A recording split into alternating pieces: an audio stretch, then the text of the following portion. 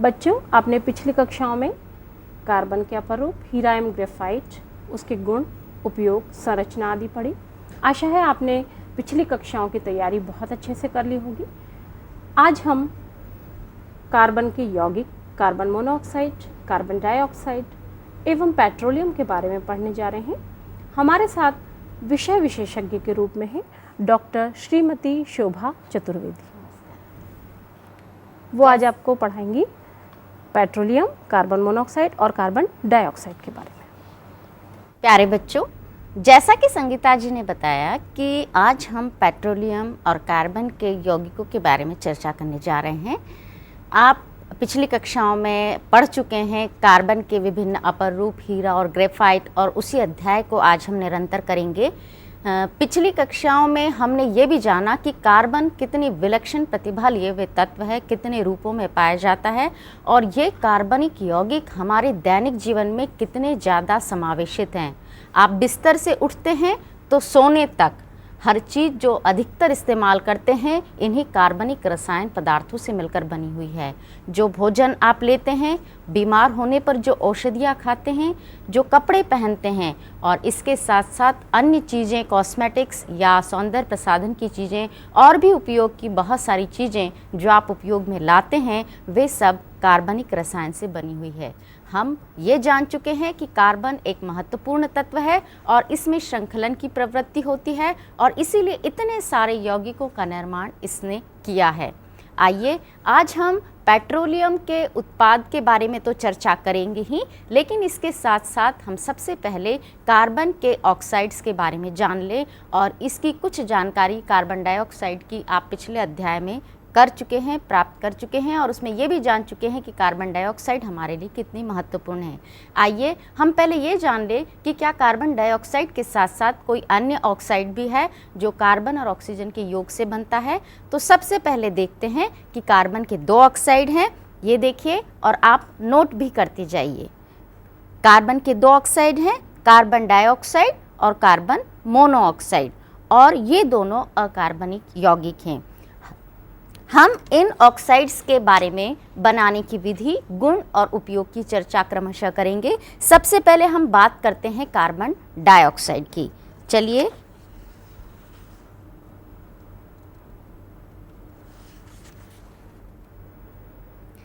Carbon dioxide बनाने की विधियों को हम किस प्रकार समझ सकते हैं, एक रासायनिक समीकरण के माध्यम से हमने बताने का प्रयास किया है कि कार्बन डाइऑक्साइड जब बनाना होता है तो संगमरमर, या जिसे हम कहते हैं कैल्शियम कार्बोनेट ही चूना पत्थर भी होता है, या खड़िया जो होती है वो भी कैल्शियम कार्बोनेट का ही रूप है। तो कैल्शियम कार्बोनेट पर तनु हाइड्रोक्लोरिक अम्ल की जब अभिक्रिया होती है तब कार्बन डाइऑक्साइड उत्पन्न होती है। रिएक्शन को यदि हम पूरा पढ़ेंगे तो CaCO3 यानी कैल्शियम कार्बोनेट है, उस पर ट्वाइस HCl यानी हाइड्रोक्लोरिक अम्ल की अभिक्रिया हो रही है। अभिक्रिया के फलस्वरूप CaCl2 यानी कैल्शियम क्लोराइड बना, प्लस कार्बन डाइऑक्साइड प्लस पानी। और ये कार्बन डाइऑक्साइड किस प्रकार बना, ये बनाने की विधि अभी हमने देखी। एक और विधि है कि इसमें हाइड्रोक्लोरिक अम्ल की अभिक्रिया न करवाकर यदि सीधे इसे शुष्क गर्म किया जाए तो भी हमें कार्बन डाइऑक्साइड प्राप्त होती है। जैसे चूना पत्थर है CaCO3, इसको यदि गर्म किया तो CaO प्लस CO2, ये बिना बूझा चूना कहलाता है, प्लस CO2 हमें कार्बन डाइऑक्साइड प्राप्त होती है। यानी हमने कार्बन डाइऑक्साइड बनाने की दो विधियां देखी, चूना पत्थर इस रूप में लिया जाए, या संगमरमर जो कैल्शियम कार्बोनेट ही है उस पर तनु हाइड्रोक्लोरिक अम्ल की अभिक्रिया करवाई जाए तो हमें कार्बन डाइऑक्साइड गैस प्राप्त होती है। आइए अब हम कार्बन डाइऑक्साइड के गुणों के बारे में चर्चा करें। शोभा जी, मैं थोड़ा सा आपसे पूछना चाहूँगी, गुणों को पढ़ने से पहले कि क्या कार्बन डाइऑक्साइड निकलने के लिए, जैसे कार्बन डाइऑक्साइड गैस निकलती है, तो क्या बच्चों को पता चल सकता है कि कैसे गैस ये निकलती है? क्या कोई परीक्षण है इसका? कार्बन डाइऑक्साइड गैस बुदबुदाहट के साथ उत्पन्न होगी, और जब बुदबुदाहट होगी, सनसनाहट की आवाज़ होगी, तो आप पहचान जाएंगे कि कार्बन डाइऑक्साइड गैस निकल रही है। आपने कभी देखा होगा चूना पत्थर को जब आप पानी डालते हैं तब भी आपने उसमें बुदबुदाहट देखी होगी, उस समय भी कार्बन डाइऑक्साइड गैस निकलती है। आइए हम कार्बन डाइऑक्साइड के गुणों के बारे में चर्चा करें। ये रंगहीन होती है, हम सभी जानते हैं, वायु में उपस्थित है, बहुत कम इसका प्रतिशत होता है, गंधहीन है, इसकी कोई विशेष स्मेल नहीं है और स्वादहीन है, जल में घुल जाती है और हवा से भारी होती है। इसके साथ साथ ही इसको अत्यधिक ठंडा और यदि दाब से संपीड़ित किया जाए तो ये द्रव और उसके पश्चात ठोस अवस्था में परिवर्तित हो सकती है। ये एक इसका महत्वपूर्ण गुण है और इस महत्वपूर्ण गुण के कारण ही इसका उपयोग भी अन्य कार्यों में किया जाता है, जिसकी हम आगे चर्चा करेंगे। और इसको यदि पहचानना है कि कार्बन डाइऑक्साइड निकल रही है किसी पदार्थ में, तो उस निकली हुई गैस को यदि हम चूने के पानी में प्रवाहित कर देते हैं तो चूने का पानी दूधिया हो जाता है। यानी कार्बन डाइऑक्साइड के जिन गुणों की हमने चर्चा की, जैसे यहाँ पर हमने लिखा कि हवा से भारी होती है। बच्चों, एक बार किसी कक्षा में ये भी प्रश्न पूछा गया था कि कार्बन डाइऑक्साइड हवा से भारी होती है तो या उसका घनत्व अधिक होता है, लेकिन वह वायुमंडल में अलग परत क्यों नहीं बनाती। इस तरह के प्रश्न जो एक सामान्य ज्ञान से या रसायन से संबंधित होते हैं, ये पूछे जाते हैं। तो यहाँ ये मैं स्पष्ट करना चाहूँगी कि हवा से भारी होती है क्योंकि गैसों में किस प्रकार का गुण पाया जाता है, विसरण का गुण पाए जाने के कारण सभी गैसें एक दूसरे से क्या हो जाती है, मिलकर मिश्रित होकर एक होमोजीनस या समांगी मिश्रण बना लेती है। और इस कारण आप वायु में उपस्थित विभिन्न गैसों को अलग अलग परतों के रूप में नहीं देख सकते, क्योंकि उनके घनत्व अलग होते हैं, फिर भी वे एक समांगी मिश्रण बनाकर नेचर या प्रकृति में मौजूद होती है। इसी तरह से चूने के पानी को वो दूधिया क्यों कर देती है। ये तो हमने एक सामान्य सी बात कही कि कार्बन डाइऑक्साइड चूने के पानी को दूधिया कर देती है। तो पहली बात तो ये जान लीजिए कि चूने का पानी होता क्या है। चूने का पानी कैल्शियम हाइड्रोक्साइड होता है। यानी बिना बुझे चूने को जब पानी में डाला जाएगा तो वो बुझा हुआ चूना या चूने का पानी कैल्शियम हाइड्रोक्साइड होता है। और जब उस कैल्शियम हाइड्रोक्साइड में आप कार्बन डाइऑक्साइड गैस प्रवाहित करते हैं, जिसका प्रयोग आप आगे की कक्षाओं में 11वीं में या 12वीं में जब आप रसायन प्रयोगशालाओं में जाएंगे तो करेंगे, तो देखेंगे कि चूने का पानी दूधिया इसलिए हो गया क्योंकि उसमें कैल्शियम कार्बोनेट बन जाता है। और वह कैल्शियम कार्बोनेट क्या होता है, अविलेय होता है, घुलनशील नहीं होता है। यानी इस प्रकार हम कार्बन डाइऑक्साइड के इन महत्वपूर्ण गुणों की चर्चा इस प्रकार कर सकते हैं। आइए अब इसके उपयोग पर एक नज़र डालें कि कार्बन डाइऑक्साइड के उपयोग कौन कौन से हो सकते हैं। ये देखिए, कार्बन डाइऑक्साइड का उपयोग सोडा वाटर बनाने में। आपने भी देखा होगा बेटा, कोल्ड ड्रिंक्स पी होगी या आपने सोडा वाटर की बोतल कभी खोली होगी, तो जैसे ही आपने उसका बटन या ऊपर का ढक्कन खोला होगा तो बहुत सारे झाग के साथ क्या होता है, उसके अंदर जो बना पदार्थ है वो बाहर निकल आता है। उसका वजह यह है कि कार्बन डाइऑक्साइड को या गैस को जब बहुत ज़्यादा प्रेशर के साथ जल में घोला गया तो उसकी विलेयता बढ़ गई, और जैसे ही हम प्रेशर या दाब उस पर कम करते हैं तो उसकी विलेयता कम हो जाती है और इसलिए सारी गैस बाहर आती है और वह एक झाग के रूप में विलयन को बाहर लेकर आती है। तो सोडा वाटर बनाने में इसका उपयोग होता है। इसके साथ साथ NaHCO3, ये जो लिखा हुआ है ये सोडियम बाइकार्बोनेट है। सोडियम बाइकार्बोनेट यानी बेकिंग सोडा बनाने में इसका उपयोग होता है। सोडियम कार्बोनेट वॉशिंग सोडा बनाने में इसका उपयोग होता है कार्बन डाइऑक्साइड का। और हमारा विशेष प्रयास है कि आप इन्हें नोट करते जाइए और ये नाम ज़रूर नोट करिए कि हम बेकिंग सोडा किसे कह रहे हैं या वॉशिंग सोडा किसे कहते हैं। इसके साथ साथ इसका उपयोग शुष्क बर्फ़ के रूप में, प्रशीतक के रूप में होता है। अब शुष्क बर्फ़ क्या होती है ये आपको ज़रूर एक क्यूरियोसिटी होगी, आप जानना चाहेंगे। तो जब कार्बन डाइऑक्साइड ठोस रूप में परिवर्तित हो जाती है बहुत ज़्यादा कूलिंग करने पर, बहुत ज़्यादा शीतलन करने पर, तब वह क्या कहलाती है, ड्राई आइस या शुष्क बर्फ़। और इसी शुष्क बर्फ़ का उपयोग प्रशीतक के रूप में यानी रेफ्रिजरेशन, कूलिंग के लिए, इसके साथ साथ इसका उपयोग निश्चेतक के रूप में भी किया जाता है। अग्निशामकों में, चूँकि हम जानते हैं कि कार्बन डाइऑक्साइड न तो स्वयं जलती है न ही जलने में सहायक है, इसका उपयोग अग्निशामकों में, फायर एक्सटिंग्विशर में किया जाता है। और इसके साथ साथ एक उपयोग जो आप सभी जानते हैं, हम सभी बच्चे से बच्चा जानता है कि प्रकाश संश्लेषण की प्रक्रिया में पौधे अपने भोजन के निर्माण में इसी कार्बन डाइऑक्साइड का उपयोग करते हैं। इस प्रकार आपने देखा बच्चों, कार्बन डाइऑक्साइड हम कैल्शियम कार्बोनेट पर हाइड्रोक्लोरिक अम्ल की क्रिया से बना सकते हैं। और इस कार्बन डाइऑक्साइड के कितने सारे उपयोग हैं। इसका उपयोग हम अग्निशामक यंत्र में, आपने देखा होगा टॉकीज़ में या कहीं बड़ी बिल्डिंग्स में या ऑफिसेज में एक लाल रंग की टंकी नुमा रचना होती है और एक सिलेंडर जैसा होता है जिससे हमें कार्बन डाइऑक्साइड गैस प्राप्त होती है। और यही कार्बन डाइऑक्साइड गैस जब निकलती है तो वो अग्नि को बुझा देती है। उसमें एक गुण मौजूद होता है कि वो अग्नि को किस प्रकार बुझा दे। साथ ही ठोस बर्फ़ क्या है, यानी जो शुष्क बर्फ़ है, ठोस कार्बन डाइऑक्साइड जब भी मौजूद होती है, बर्फ़ वो शुष्क बर्फ़ कहलाती है और इसका उपयोग हम सबसे अधिक प्रशीतक के रूप में करते हैं। आप देख रहे हैं ये फायर एक्सटिंग्विशर आपको दिखाई दे रहा है और इसको आग बुझाने के लिए हम इसका उपयोग करते हैं यहाँ पर। इसी प्रकार जब कभी हम सोडा वाटर की बोतल खोलते हैं, तेज़ी से उसमें से कार्बन डाइऑक्साइड गैस निकलती है। इस प्रकार हमारे दैनिक जीवन में बहुत सारे कार्बन डाइऑक्साइड के उपयोग हैं। आइए, अभी हमने चर्चा की कार्बन डाइऑक्साइड की, अब देखते हैं कार्बन मोनोऑक्साइड। ये भी कार्बन का एक ऑक्साइड है, लेकिन इसके गुणों में बहुत अधिक भिन्नता पाई जाती है।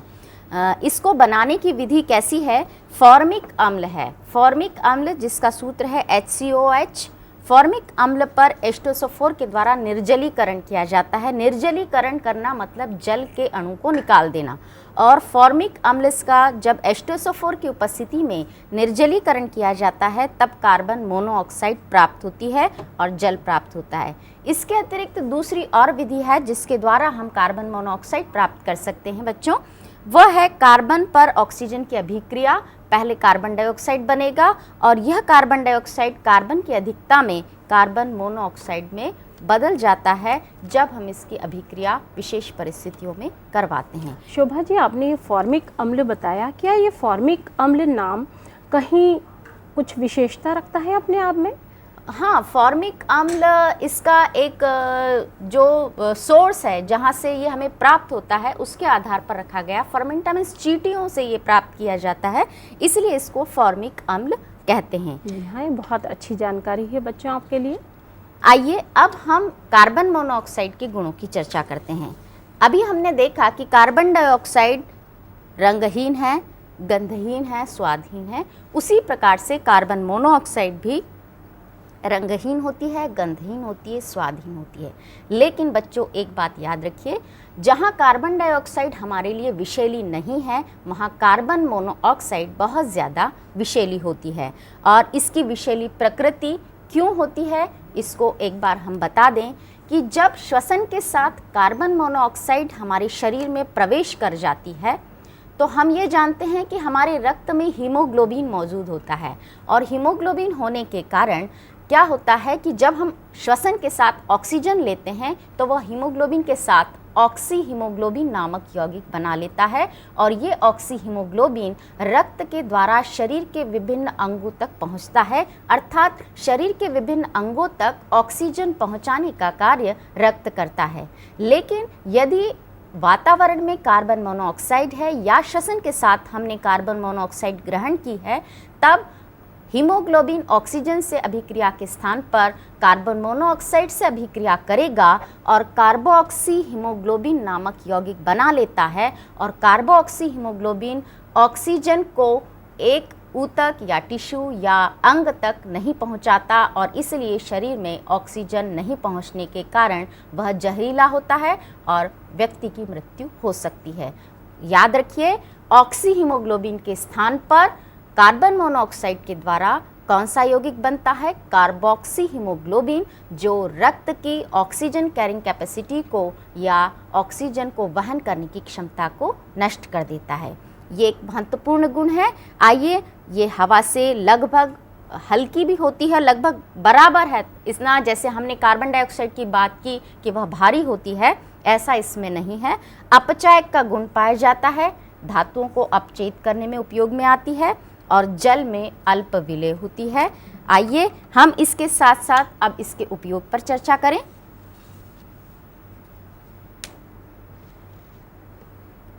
ये आप देख रहे हैं कि कार्बन मोनोऑक्साइड विषैली प्रकृति होने के साथ हमारे लिए उपयोगी नहीं है, ऐसा मत सोचिए।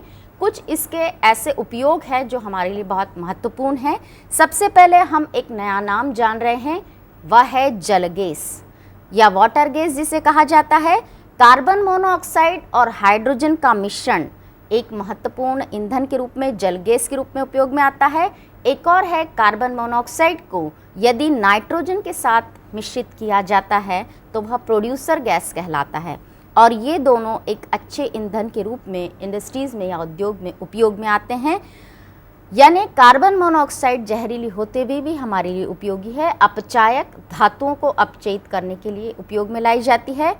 एक और बात बता दें कि क्लोरीन के साथ अभिक्रिया जब होती है कार्बन मोनोऑक्साइड की सूर्य के प्रकाश में, तो ये कार्बोनिल क्लोराइड नामक यौगिक बनाती है, COCl2। ये देखिए CO + Cl2 क्लोरीन है, ये कार्बन मोनोऑक्साइड है। सूर्य के प्रकाश की उपस्थिति में जब अभिक्रिया होती है तो COCl2 यानी फॉस्जिन गैस बनती है जो अत्यंत विषैली है। एक चीज़ और बता दें, इस विषैले गुण का उपयोग द्वितीय विश्व युद्ध में किया गया था, जिससे कि क्या होता है, युद्ध के समय व्यक्तियों को मारने के लिए या इस तरह की लड़ाई में एक अस्त्र के रूप में इसका उपयोग किया गया युद्ध में। और इसके साथ साथ इसका उपयोग रंग उद्योग में भी किया जाता है। यानी आपने जाना कि कार्बन मोनोऑक्साइड के कितने उपयोग हैं। देखिए बच्चों, कार्बन मोनोऑक्साइड के उपयोग आपने पढ़े और इसमें जो जल गैस के रूप में पढ़ा, इसे हम भाप अंगार गैस भी कहते हैं, क्योंकि जो आप सूत्र आपने देखा CO + H2 carbon monoxide + H2, लेकिन इसे कार्बन पर भाप की क्रिया द्वारा बनाया जाता है और वो होता है C + H2O = CO + H2। इसे भाप अंगार गैस कहा जाता है और इसे ईंधन के रूप में उद्योगों में इस्तेमाल किया जाता है। इसी प्रकार प्रोड्यूसर गैस भी कार्बन मोनोऑक्साइड से मिलकर बनी है, लेकिन उसमें हाइड्रोजन के स्थान पर नाइट्रोजन होता है। कार्बन मोनोऑक्साइड के ही और भी आपने गुण पढ़े। अब आप उपयोग कार्बन मोनोऑक्साइड के बारे में ही शोभा जी से और चर्चा करेंगे हम। बच्चों, अभी हमने चर्चा कर ली कार्बन के ऑक्साइड्स की। कार्बन के 2 ऑक्साइड है, कार्बन मोनोऑक्साइड, कार्बन डाइऑक्साइड। आइए अब हम बात करते हैं उस विशेष ऊर्जा के स्रोत पेट्रोलियम की, जिसका प्रभाजी आसवन आपकी पुस्तक में, आपके सिलेबस में विस्तार से दिया हुआ है। और एक महत्वपूर्ण चर्चा हम इस पे करेंगे चित्र के माध्यम से कि ये पेट्रोलियम हमें कौन कौन से उत्पाद देता है और हम उसको किस प्रकार प्राप्त कर लेते हैं। यानी हम पेट्रोलियम पर चर्चा करेंगे, लेकिन सबसे पहले ये तो जान ले कि पेट्रोलियम है क्या। तो यदि हम इसे परिभाषित करना चाहते हैं तो इस प्रकार से हम लिख सकते हैं। देखिए, पेट्रा या इसका मतलब होता है रॉक तथा ओलियम मतलब ऑयल, यानी पेट्रोलियम यानी रॉक ऑयल, जो हम चट्टानों से प्राप्त करते हैं वह तेल। लेकिन जो ऐसा नहीं है कि हमने चट्टानों से या ज़मीन से खोदकर कोई भी कच्चा तेल निकाला और उसका उपयोग हम सीधे कर सकते हैं अपने अन्य कार्यों के लिए। इस कच्चे तेल को, चूँकि ये काले भूरे रंग का गाढ़ा द्रव होता है, इसको हमें सबसे पहले शोधित करना आवश्यक होता है। यानी यदि आपसे कोई ये पूछे कि पेट्रोलियम है क्या, तो पेट्रोलियम का तात्पर्य है रॉक ऑयल, जो चट्टानों से आप प्राप्त करते हैं, ज़मीन के अंदर से प्राप्त करते हैं। यह एक प्रकार का कच्चा तेल कहलाता है जो भूरे काले रंग का गाढ़ा द्रव होता है और यह अनेक हाइड्रोकार्बनों का मिश्रण है। हम पहले ही चर्चा कर चुके हैं कि कार्बन हमारे लिए इतना महत्वपूर्ण क्यों है। हम ये जान चुके हैं कि कार्बन एक के बाद एक जुड़कर ऐसे कई यौगिकों का निर्माण करता है जिसकी संख्या लाखों में है। 10 लाख से भी अधिक ऐसे यौगिक हैं, और जहां हम अकार्बनिक यौगिकों की चर्चा करें तो वे 10,000 भी नहीं हैं और कार्बनिक यौगिक 10 लाख से भी अधिक है। तो इतने अधिक यौगिक क्यों बनाए कार्बन ने, उसमें कुछ विलक्षण गुण हैं। और इसी प्रकार हम ये जान चुके हैं कि पेट्रोलियम इन्हीं हाइड्रोकार्बन्स का मिश्रण है। हाइड्रोकार्बन में एक विशेषता, कार्बन के साथ हाइड्रोजन की उपस्थिति अनिवार्य होती है। तो शोभा जी, जैसा आपने बताया कि पेट्रोलियम मीन्स पेट्रा धन ओलियम, चट्टानों से निकला तेल। तो क्या ये चट्टानों से निकला तेल केवल ज़मीन से ही निकलता है, या मैंने सुना है कि इसे समुद्र से भी निकाला जा सकता है।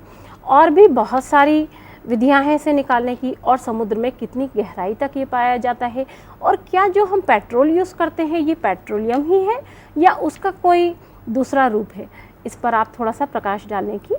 संगीता जी ने बहुत सारे प्रश्नों की बौछार कर दी कि ये पेट्रोल क्या है, डीजल क्या है, ये पेट्रोलियम से ही प्राप्त किया जाता है, क्या इसको सिर्फ ज़मीन से ही निकाला जाता है या इसे समुद्र से। तो बच्चों, पेट्रोलियम की उत्पत्ति हुई कैसे, हम पहले इस पे चर्चा करें कि ये पेट्रोलियम बना कैसे। क्या ये 1 वर्ष या 2 वर्ष में निर्मित हो जाता है? नहीं, करोड़ों वर्षों में इसका निर्माण होता है। और ये माना जाता है कि भूगर्भ में या पृथ्वी के अंदर या समुद्र के अंदर इसकी उत्पत्ति हुई। क्यों? क्योंकि समुद्र में रहने वाले जीव जंतु या पेड़ पौधे जब नष्ट होते हैं और मर जाते हैं तो मरने के बाद वे तलछट में यानी नीचे गहराई में जाकर दब जाते हैं, और वहाँ पर वायु की अनुपस्थिति में इनका विघटन होता है, और विघटन होने के बाद ये किस में बदल जाते हैं? हाइड्रोकार्बन्स में बदल जाते हैं, यानी एक कार्बनिक यौगिकों में इनका परिवर्तन हो जाता है।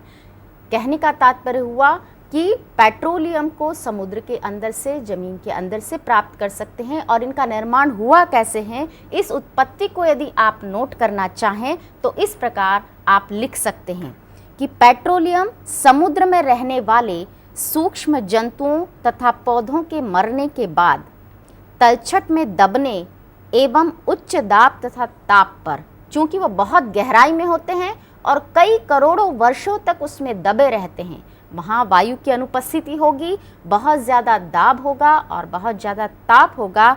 उस परिस्थिति में विघटन से हाइड्रोकार्बन में बदलने के कारण करोड़ों वर्षों में बनते हैं तथा अपारगम्य चट्टानों के बीच तेलकूप बनाकर एकत्रित हो जाते हैं। जब इतनी तलछटी में दब जाते हैं ये, तब फिर ये ऊपर रिस कर आते हैं और अभेद्य या अपारगम्य जो चट्टानें रहती है, वहाँ 2 अपारगम्य चट्टानों के बीच में ये एकत्रित हो जाते हैं और एक प्रकार से तेल के कुएं का निर्माण कर लेते हैं। अब ये पेट्रोलियम की उत्पत्ति किस प्रकार हुई ये हमने जान लिया। हम कुछ फैक्ट या कुछ तथ्य ऐसे भी देना चाहेंगे कि ये पेट्रोलियम कहाँ कहाँ खोजा गया, सबसे पहले कहाँ देखा गया और आजकल हम इसे कहाँ कहाँ से प्राप्त करते हैं।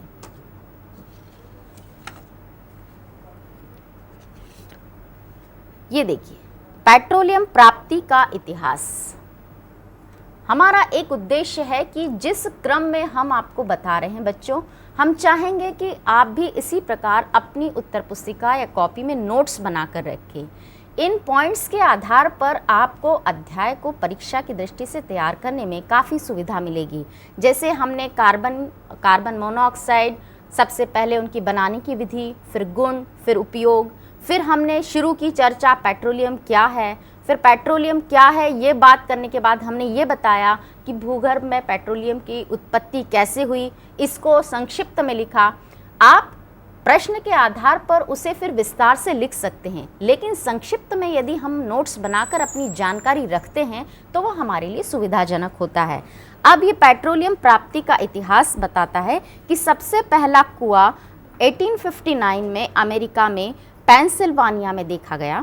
उसके बाद फिर हम ये भी बता दें कि प्रमुख तेल उत्पादक देश कौन कौन से, सऊदी अरब है, Iran, Iraq, America, England, Russia, Mexico, चीन। ये एक सामान्य जानकारी रखने के लिए आवश्यक है। भारत में सर्वप्रथम आसाम में 1867 में मक्कम रुद्रसागर में तेल कुएं की खोज हुई थी। इसके पश्चात गुजरात में अंकलेश्वर एवं कलोल में हुई। अभी आपने नाम काफ़ी सुना होगा बॉम्बे हाई का। बम्बई के पश्चिम में अरब सागर में सागर तट से दूर बॉम्बे हाई में भी तेल कुएं हैं।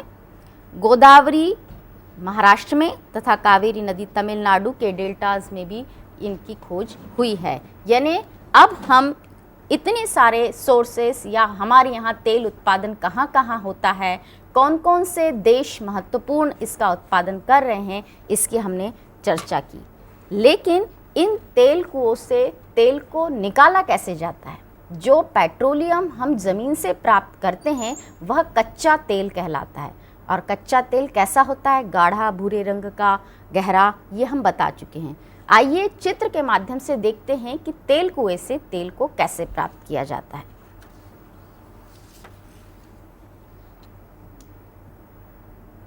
ये देखिए, आपकी किताब में भी चित्र दिया हुआ है, लेकिन उसी चित्र को यदि हम रंगीन बना दें तो उसे समझना भी आसान होता है बच्चों, और हमारे लिए एक इंटरेस्ट या रुचिपूर्ण कार्य होता है कि हम इस तरह से चित्र बनाकर यदि हम परीक्षा की कॉपी में भी ऐसे चित्र बनाते हैं तो परीक्षक पर एक अच्छा प्रभाव पड़ने के साथ साथ हमें अच्छे अंक या अच्छे मार्क्स प्राप्त होते हैं। ये देखिए, तेलकूप से पेट्रोल प्राप्त करना। ये दो अपारगम्य चट्टानें दिखाई गई हैं, और अपारगमी हमने जैसे बताया था कि पेट्रोलियम हाइड्रोकार्बन्स हल्के होने के कारण रिसाव होता है और वो ऊपर आते जाते हैं। कब तक? जब तक कि उन्हें अभेद्य चट्टानें वहाँ तक रोक नहीं लेती, और उसके बाद फिर ये जल है, उसके ऊपर ये पेट्रोलियम है। इस पेट्रोलियम के ऊपर जो खाली स्थान यहाँ दिखाई दे रहा है वो है प्राकृतिक गैस का। इसके ऊपर गैसेस भी होती हैं। इसको प्राप्त करने के लिए ड्रिलिंग मशीन अंदर तक गहराई तक डाली जाती है और पाइप्स के थ्रू इसे बाहर निकाला जाता है। तो यह चित्र तेल कूप से पेट्रोल प्राप्त करना दर्शा रहा है। हमने ये देख लिया कि तेल कूप से पेट्रोल कैसे प्राप्त करते हैं। शोभा जी, आपने चित्र के माध्यम से बताया कि कैसे हम प्राप्त करते हैं। थोड़ा सा मैं इसमें जानकारी देना चाहूँगी बच्चों को कि सबसे पहले डेरिक नामक एक व्यक्ति ने तेल का कुआं उसने खोजा और एक कोशिश की कि कैसे तेल को बाहर निकाला जाए, और आज भी काफ़ी बहुत ही श्रद्धा के रूप में डेरिक का नाम लिया जाता है।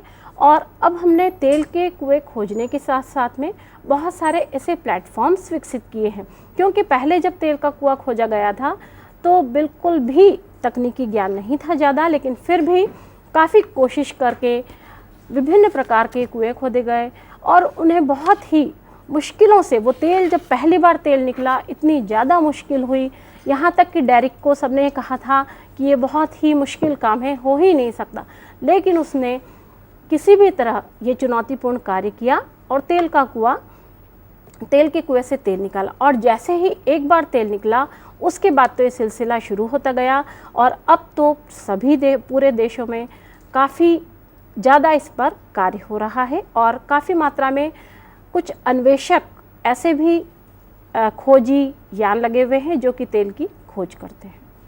प्यारे बच्चों, जैसा कि संगीता जी ने बताया, इतनी अच्छी जानकारी दी कि डेरिक नामक वैज्ञानिक के या डेरिक नामक व्यक्ति ने पेट्रोलियम के कुएं की खोज की और उसने इस चुनौतीपूर्ण कार्य को सफलतापूर्वक किया, और उसी का प्रभाव या उसी का प्रयास है कि आज हम इतनी एडवांस टेक्नोलॉजी या इतने विकसित हो चुके हैं और इसका उपयोग हम कितना ज़्यादा कर रहे हैं, इससे हम सभी अवगत हैं। आइए अब हम ये और जानकारी ले लें कि शासकीय उपक्रम जो भारत देश में इससे संबंधित कार्य करते हैं, पेट्रोल का शोधन, पेट्रोलियम का शोधन और उससे पेट्रोल, डीजल, ईंधन वगैरह प्राप्त करना, इसके लिए दो एजेंसीज़ है, ONGC और OIL।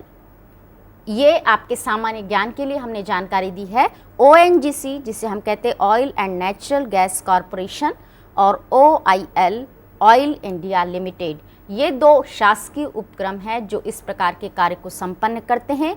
एक विशेष बात आप और नोट कर लें बच्चों कि बम्बई हाई के तेल कूप से प्रति वर्ष, जो बॉम्बे हाई है वहाँ से जो ऑयल या तेल निकाला जाता है, उससे 22 करोड़ टन कच्चा तेल उत्पादित किया जाता है। इतना ज़्यादा अमाउंट है, और वह हमारी देश की जो रिक्वायरमेंट है, जितनी आवश्यकता है, उसका लगभग आधे से थोड़ा कम है। यानी हमारा भारत देश इस तरह के कार्य में भी अग्रणी है, और वह कौन कौन सी एजेंसीज़ के थ्रू करता है इस कार्य को और कितना हम उत्पादन करते हैं, इसके कुछ रोचक आंकड़े हम आपको यहाँ पर दिए हैं। अब एक चित्र देखिए जिसके माध्यम से हम आपको ये बताएंगे कि ये किस तरह से तेल उत्पादन होता है।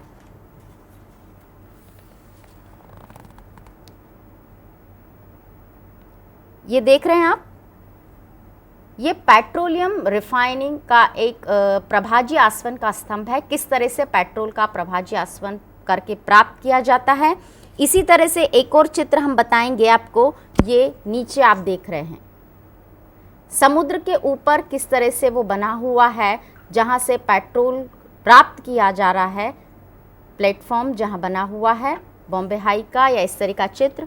तो ये रुचि पूर्ण बनाने के लिए, आपको ज़्यादा जानकारी देने के लिए इस तरह के चित्र आपने देखे, और हम चाहेंगे कि आपको यदि ऐसे चित्र मिलते हैं तो आप भी एक स्क्रैप बुक बनाकर इस तरह से चित्रों को संकलित करें। शोभा जी, जैसे कि आपने बताया कि प्रभाजी आसवन के द्वारा पेट्रोलियम को शुद्ध किया जाता है, तो बच्चों आप आसवन के बारे में तो जानते हैं कि जब हम किसी भी पदार्थ को गर्म करते हैं वो वाष्पित होता है, और उसके वाष्प को ठंडा करते हैं वो संघनित होती है, और जो पदार्थ हमें प्राप्त होता है वो आस्वित होता है। यानी यहाँ पर वाष्पन और संघनन इन दोनों के मिलने से आसवन होता है। लेकिन ये प्रभाजी आसवन जो शब्द आपने बोला वो बच्चों के लिए थोड़ा सा नया है, कृपया आप इस पर थोड़ा प्रकाश डालिए।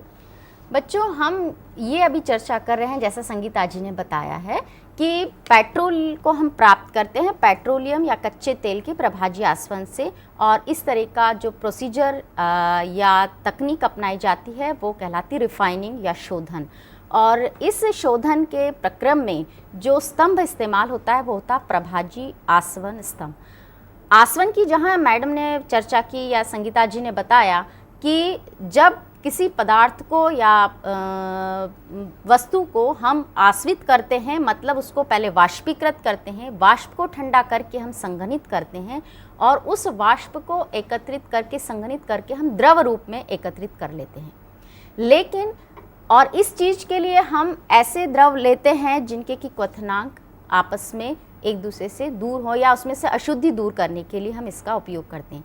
लेकिन यदि 2 द्रव या 3 द्रव ऐसे मिले हुए हों जिनके क्वथनांक बहुत ज़्यादा करीब हों, या जिनके द्रव आपस में ऐसे मिले हो कि उनको साधारण आसवन के द्वारा हम पृथक नहीं कर सकते, उस समय हम प्रभाजी आसवन का उपयोग करते हैं।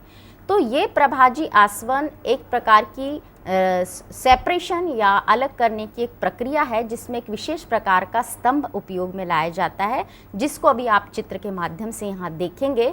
और क्वथनांक एक नया शब्द, या शायद आप इससे परिचित हों। क्वथनांक मतलब बॉइलिंग पॉइंट, जिस ताप पर कोई भी द्रव उबलता है वह ताप क्वथनांक कहलाता है। और इस क्वथनांक की चर्चा हम करेंगे कि अलग अलग क्वथनांक, द्रव अलग अलग ताप पर उबलेगा, वह उनका अलग अलग क्वथनांक हुआ, और उस पर आधारित होता है प्रभाजी आसवन कि अलग अलग क्वथनांक होने के कारण उनको हम किस प्रकार सेपरेट करें या अलग करें।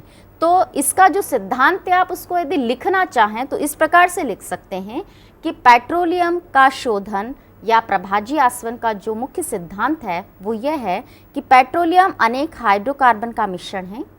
इसको शोधित करने की प्रक्रिया इस तथ्य पर आधारित है कि इसके विभिन्न अवयवों का क्वथनांक भिन्न भिन्न होता है। अतः इन अवयवों को एक विशाल प्रभाजक स्तंभ द्वारा पृथक किया जा सकता है। सबसे अधिक क्वथनांक यानी जो सबसे ज़्यादा ताप पर उबलता है, बॉयल होता है, और वह शीघ्र ठंडा होकर सबसे पहले आप एकत्रित उसे प्राप्त करेंगे। सबसे अधिक क्वथनांक वाला अवयव सबसे पहले द्रवित होता है। हमने ये सिद्धांत इस तरह से लिखा है। अब आप चित्र के माध्यम से ये देखेंगे कि इसका प्रभाजी आस्वक स्तंभ होता कैसे है, और इसमें किस प्रकार से कच्चे तेल को भरकर उसका अलग अलग उपयोग किया जाता है। देखिए बच्चों, अब आप प्रभाजी आसवन का चित्र देख रहे हैं कि किस प्रकार प्रभाजी आसवन द्वारा अलग अलग प्रभाज, कैसे पेट्रोलियम हम अलग अलग प्रभाजों में प्राप्त करते हैं। ये प्रभाज हैं petroleum gas, petroleum ether, petrol, kerosene, diesel oil, ईंधन ऑयल, पैराफिन वैक्स और एस्फॉल्ट। हम अगली कक्षाओं में इनके बारे में विस्तार से पढ़ेंगे कि कौन कौन सा प्रभाज कितने डिग्री सेंटीग्रेड पर आस्वित हुआ है, हमें क्या प्राप्त हुआ है, और कितने तापक्रम पर कौन सा पदार्थ जो प्राप्त हुआ है उसके कौन कौन से उपयोग हैं। हम इनका उपयोग कॉस्मेटिक्स में, वैसलीन बनाने में, मोमबत्ती बनाने में, या डीजल ऑयल, ईंधन ऑयल का उपयोग ईंधन के रूप में कर सकते हैं। जो एस्फॉल्ट सबसे आधार पर प्राप्त होता है उसका उपयोग हम सड़क बनाने में, डामर में, इस रूप में कर सकते हैं। और सबसे इम्पॉर्टेंट जो पेट्रोल है, पेट्रोल हमें किस स्थिति में प्राप्त होता है, किस डिग्री पर प्राप्त होता है, ये सभी हम अगली कक्षाओं में पढ़ेंगे। और आज आपने पेट्रोल क्या है, पेट्रोलियम क्या है, कार्बन मोनोऑक्साइड, कार्बन डाइऑक्साइड, इसके गुण तथा उपयोग पढ़े।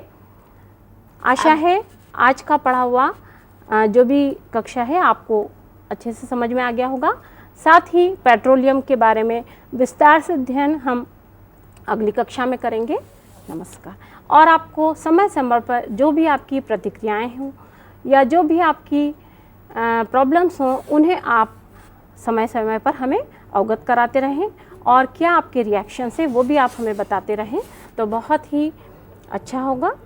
कृपया आप पत्र के द्वारा भी हमें सूचित कर सकते हैं या फ़ोन के द्वारा भी आप हमें सूचित कर सकते हैं।